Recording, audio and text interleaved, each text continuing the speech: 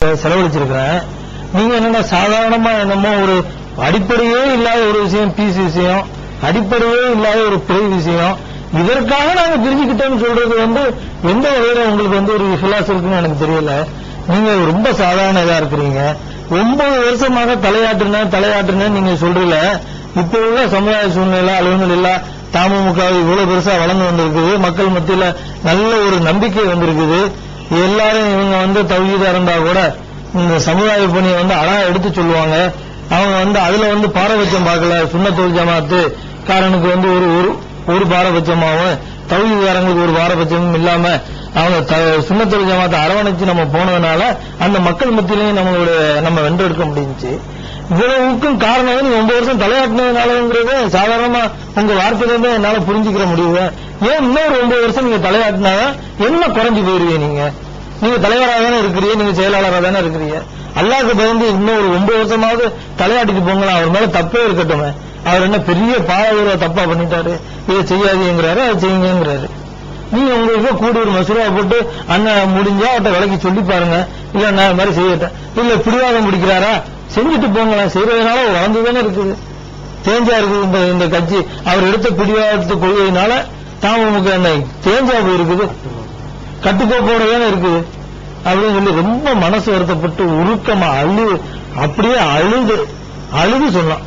நீங்க ஏன் இப்படி இருக்கிறீங்க? எல்லாரும் தயவுசெய்து மாறுங்க, எல்லாரும் அல்லாஹ்வுடைய பாதைக்கு வாங்கன்னு யார தலைவர்களை பார்த்து ஒரு தொண்டர்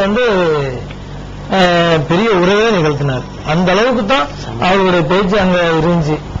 ரொம்ப வருத்தப்பட்டார்.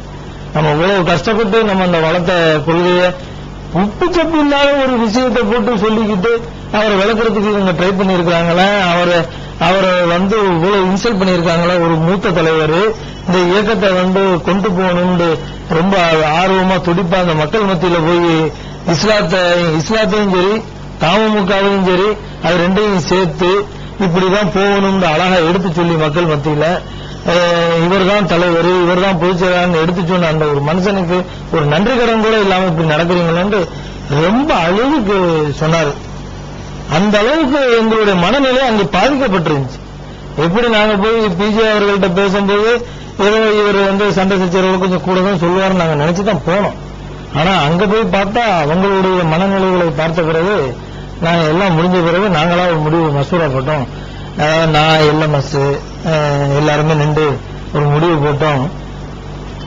நாங்க சமாதான குழுக்களாக கூடி முடிவு எடுத்தோம். என்னண்டா, ஏன்னா சமாதான குழுக்கு எது ஒண்ணு நாங்க இது பண்ண போனாலும் சமாதான குழு கூடி தானே நாங்க ஒவ்வொன்னா செஞ்சோம்.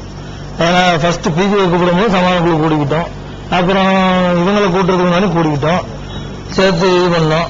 அதுக்கப்புறம் கூட்டிட்டோம்னா போன்லயும் பேசிக்கிறது கூடுறதுதான். நாங்க போன்ல பேசி என்ன இப்படி செஞ்சுக்கிறோம் அப்படின்னு சொல்லி கூடணும்.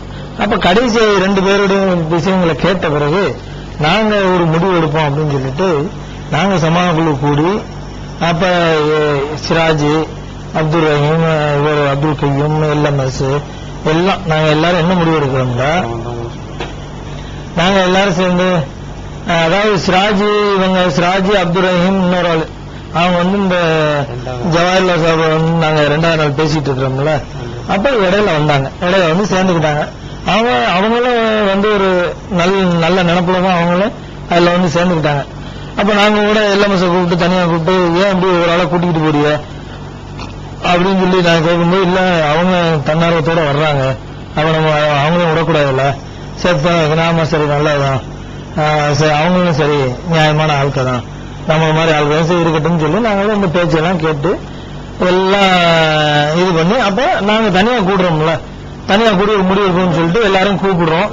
சகோதரர் தொண்டியப்பா ஒரு விஷயத்த சொல்ல மறந்துட்டாங்க, அதை முடிச்சுட்டாங்க. அந்த இதை ஆக்சுவலா அவங்க ஆலோசனை எல்லாம் பண்ணிட்டு வந்ததுக்கு அப்புறம் இந்த சகோதரர் பிஜே சொன்ன விஷயம் அடிப்படை உறுப்பினராக இருக்கிறது அப்படிங்கும்போது முன்னாள் அடிப்படை உறுப்பினராக இருந்தார். நம்ம நினைச்சிட்டு போறது போறோம் அப்படின்னா நம்ம ஏத்துட்டு போறோம். அதாவது எங்களுக்கு ஒரே விஷயத்தை வச்சுதான் ஏத்துட்டு போறோம். அடிப்படை உறுப்பினர் பார்த்தீங்கன்னா முன்னாள் இருந்த மாதிரி, அதாவது அவருடைய மூத்த தலைவர் மாதிரி அடிப்படை உறுப்பினர் செஞ்சுட்டு இருந்தார். அந்த மாதிரி இருக்கும். அங்க போனா அவங்க என்ன முடிவுல சொல்றாங்கன்னா, அவர் அடிப்படை உறுப்பினர் பதவியை தான் இருக்கணும், அதை மற்றபடி நிர்வாகம் எதுலையுமே இருக்கக்கூடாது. 2வது எந்த விமர்சனமும் அதாவது தௌஹீத் பத்திரிகைகள்ல எதுலயுமே எந்த கருத்தும் சொல்லக்கூடாது அப்படின்னு சொல்லி குறிப்பா ஏகத்துவத்தில் எந்த வித விமர்சனமும் வரக்கூடாது, உணர்வு ஒற்றுமை இந்த மாதிரி இதுல எதுவுமே வரக்கூடாது. அதாவது அது போக அவங்க முஸ்லீம் மீடியா வேர்ல்டு, முஸ்லீம் மீடியா ட்ரஸ்ட்ல இருக்கிற அந்த சொத்துகளும் பத்திரிகைகளையும், அதாவது முஸ்லீம் ட்ரஸ்ட்ல இருக்கிற எந்தையுமே அவருக்கு எதுக்கும் சம்பந்தம் இல்லாம அதாவது தமுகவுக்கு எழுதி தந்துடணும், முழுமையா எழுதி தந்துடணும் அப்படின்னு சொல்லி திட்டவட்டமா அறிவிக்கிறாங்க. அப்ப அவங்க நாங்க அறகுறையா தான் சரி சொல்றது, அப்பவே எங்களுக்கு ஓரளவு மனம் உறுத்திக்கிட்டு இருந்தாலும் இப்ப நான் மாறின சில பேர் சொல்றாங்க. இப்ப என்னன்னா ஒரு பக்கமா போயிட்டாங்க, சமாதான குழுவில் இருந்தவங்க ஒரு பக்கமா சாய்ந்து விட்டார்கள் அப்படிங்கிற பிரச்சாரம் பண்ணிக்கிட்டு இருக்காங்க. அதுபோக சகோதரர் எல்கேகே லெப்பத்தம்பி அவர்கள் அந்த செயற்குழு, அவங்க செயற்குழுல இந்த சமாதான குழுல என்ன நடந்துச்சு அப்படிங்கறத விளக்கமா சொல்லியிருக்காங்க. நான் கூட எங்களுடைய சமாதான குழு போறதுனால இவர் பாக்கர் கூட அங்க நடந்து என்ன நடக்குது அப்படின்னு கேட்டார். என்கிட்ட போன் பண்ணி கேட்கும்போது நான் சொல்ல மாட்டேன், முடிஞ்சதுக்கு அப்புறம் தான் சொல்லுறது, இப்ப சொல்ல மாட்டேங்கிறதுலதான் இருந்தும் போறதில்லை. அதுக்கப்புறமா வந்த பிறகு கூட செயற்குழுல கூட நாங்க இதை பத்தி விளக்கமா சொல்லல. இப்போது அவர்கள் தயாரித்த சிடியில திருச்சியில் நடந்த தௌஹீத் ஜமாத் செயற்குழு கூட்டத்தில் கூட நாங்க எந்த விளக்கத்தையுமே கொடுக்கல. நாங்க எங்க சார்பா சமாதான குழுல போற நடுநிலையா இருந்தனால கொடுக்கல. அப்ப அவங்களாக சமாதான குழுல இருந்த எல்கேகே லெப்பத்தம்பி மூலம் அவர்கள் மூலம் வைத்து அவங்க விளக்கம் சொல்றதுனால நாங்களும் அப்ப எங்களோட நாங்க என்ன நடந்துச்சு அப்படிங்கிற விளக்கம் சொல்றோம் அப்படின்னு சொல்லும் போது இந்த இதை தயாரிச்சு நாங்க இதுல விளக்கம் சொல்லுங்க மக்களுக்கு சென்றடைன்னு சொன்னாங்க. அப்ப நாங்க என்ன முடிவுக்கு வந்தோம்டா, அதாவது ஒன்றுமே இல்லாம எந்த வித, அதாவது நான் இவர்கிட்ட தொண்டைப்பட சொல்லும்போது சொன்னேன், அதாவது அடித்து செத்து போன பாம்பு கொண்டு போடுற மாதிரி, அதாவது ஆமா சகோதரர் பிஜே செத்த பாம்பு கொண்டு போய் அங்க போய் பாம்பு கொண்டு போடுங்க அப்படின்னு சொல்றாங்களோ அவங்க அப்படின்னு நான் கேட்டு வந்தேன். அதுக்கப்புறம் தான் பார்த்தோம் இந்த சமாதான குழு, அதாவது இது சமாதானமே இல்ல, சமரசம் பண்றதுக்கான வாய்ப்பே இல்ல, இது வேஸ்ட். சமாதானம் பண்றதுக்கு ஒரு நியாயம் ஒண்ணு இருக்கணும், இதுக்கு சமாதானம் பண்றது வேஸ்ட் முடிவுக்கு வந்ததுனாலதான், அதாவது சொல்றாங்கல்ல, அதாவது அவங்க பக்கம் இந்த சகோதரர் பிஜே பக்கம் நியாயம் இல்லைன்னு சொல்றவங்க ஆரம்பிக்கல சமாதான குழுவை. சமாதான குழு ஆரம்பித்தவர் சகோதரர் அப்துல் கையும், அவங்க தொண்டியப்பம் முபாரக் தான் 3 பேர் தான் ஆரம்பிச்சாரு. 3 பேரும் தான் எல்லாத்தையும் கூட்டணும், சந்திக்கிறது போறது எல்லாமே செஞ்சமே தவிர, நான் முழு முயற்சியா ஃபர்ஸ்ட் நாங்க சந்திச்சு போகும்போது ஃபர்ஸ்ட் அதாவது அண்ணனை சந்திச்சு கேட்டு நாங்க போகும்போது எப்படியாவது சேர்ந்துடணும், சேர்த்து விட்டுறணும் அப்படிங்கிற ஒரே நபத்துல போய் அங்க போய் அந்த நிகழ்வுகள் எல்லாம் பார்க்கும்போது, அதாவது எதர்ச்சியாக நடக்கவில்லை, அந்த விஷயங்களை எதர்ச்சியா நடக்கல. அதாவது திட்டம் போட்டு இவர் இருந்தா சகோதரர் பிஜே தமுக இருக்கும் வரையில் எந்த வித அட்ஜஸ்ட்மெண்ட் செய்ய முடியாது. அதாவது தஞ்சாவூர் பேரணிக்கு முன்பாக ஒரு செயற்குழு தஞ்சாவூர்ல நடக்குது. அப்ப அங்க போயிருக்கும் போது எல்லாரும் தேர்தலில் நம்மளோட நிலைப்பாட சொல்லணும் அப்படின்னு ஒரு கருத்தை முன் வச்சு அதை எல்லாம் ஆதரிச்சாங்க.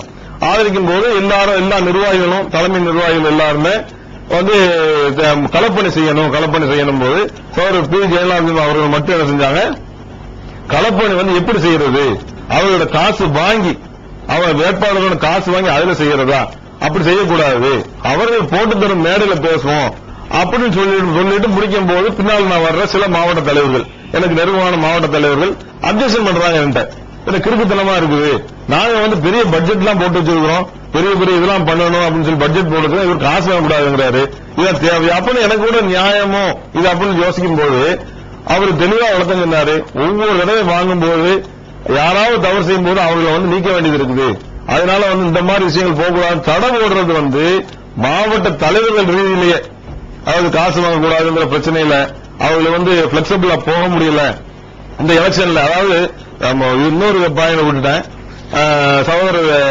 ஜவஹர்லால் அவர்கள் தெளிவா முன்னாடி சொன்னாங்க. இந்த எலெக்ஷனை பத்தி பேசும்போது நான் ஒரு இது சொன்னேன், நீங்க இதுல குமுதம் ரிப்போர்ட்டர்ல சமாதான குழு கூட்டத்துல குமுதம் ரிப்போர்ட்டர் நீங்க எலெக்ஷன்ல நிக்காது என்று சொல்ல முடியாதுன்னு சொன்னீங்கல்ல அப்படின்னு சொல்லும் போது அவருக்கு ஆதரவு என்ன சொன்னார்னா, என்னுடைய கருத்து எலெக்ஷன் நிற்பதுதான், நிக்கிறதுதான் என்னுடைய கொள்கை கருத்து அப்படின்னு சொன்னாரு. அப்ப என்ன நாங்க விளங்கிட்டோம் அப்படின்னா, சகோதரர் பிஜே அதுல இருக்கிறதுனாலதான் இந்த எலெக்ஷன்ல கூட நிக்கலையோ இல்ல நின்றுப்பாங்களோ அப்படிங்கிற மாதிரி எங்களுக்கு எண்ணம் தோண வச்சுச்சு. அதனாலதான் நாங்க சமாதான குழுல பேசுறது வேஸ்ட், சமாதான குழு நியாயமா இல்ல, அதாவது அநியாயத்தின்பால் இருக்குது, அவங்க சொல்றது எல்லாம் இவர் அடிபட்டு கீழே போகணும், அப்படின்னு சொல்லும்போது நம்ம அதை ஏத்துக்கிற மாதிரி இல்லைங்கிற காரணத்தினால நியாயம் எந்த பக்கம் இருக்குதோ அந்த பக்கம் இருப்போம் அப்படின்னு சொல்லி நாங்க ஒரு முடிவு எடுத்தோம். அதாவது நாங்க ஒருதலை பட்சமாக பிஜே அபிமானிகள் முடிவு எடுத்துட்டாங்கன்னு